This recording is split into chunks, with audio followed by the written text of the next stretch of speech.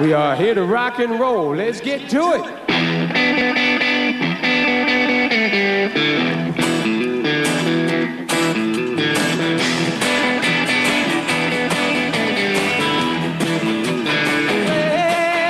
take me back down to Whitlow, y'all. Green River always struck me as kind of my home.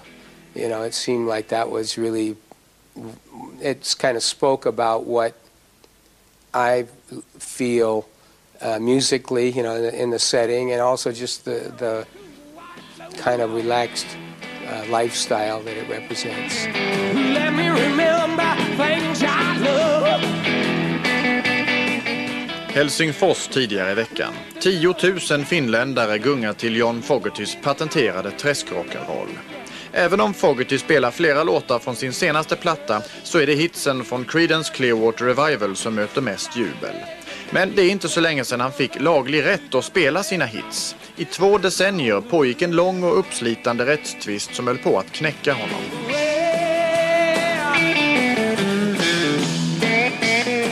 Because of the very bad treatment I received at Fantasy Records, which was Creedence's label in the States, and then at some point even the other members of Creedence kind of joined with the record company against me, and so I was sort of, you know, I was betrayed on every side, I guess you'd say, and all those feelings made it very hard for me to do my songs that I had made during the Creedence time. Vi träffar John Fogerty några timmar innan konserten när han repar med bandet.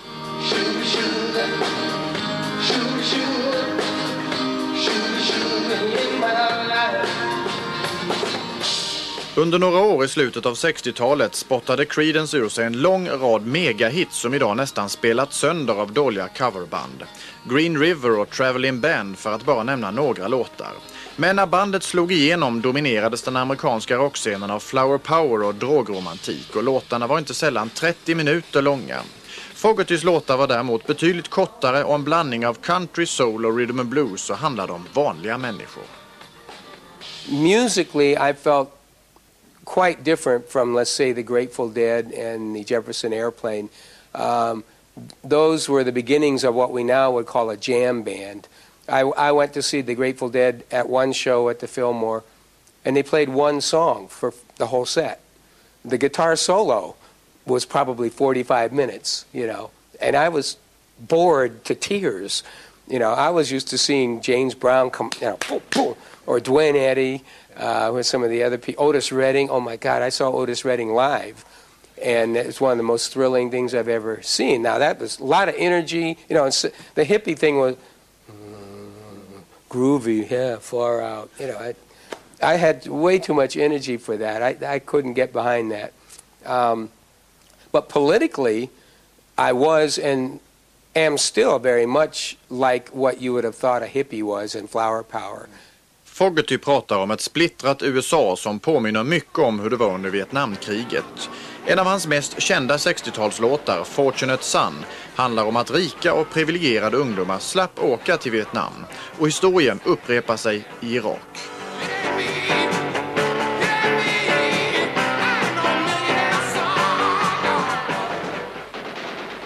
Well, that's still the same. You won't be going to war. You probably get a nice position, let's say, in the Alabama National Guard, and they don't even have to show up. I think it was Alabama that our president supposedly joined, but I'm not sure that he actually ever went there.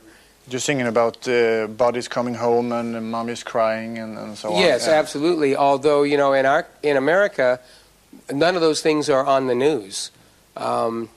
I mean, if we were talking about some other country in the Middle East, Americans would call that censorship.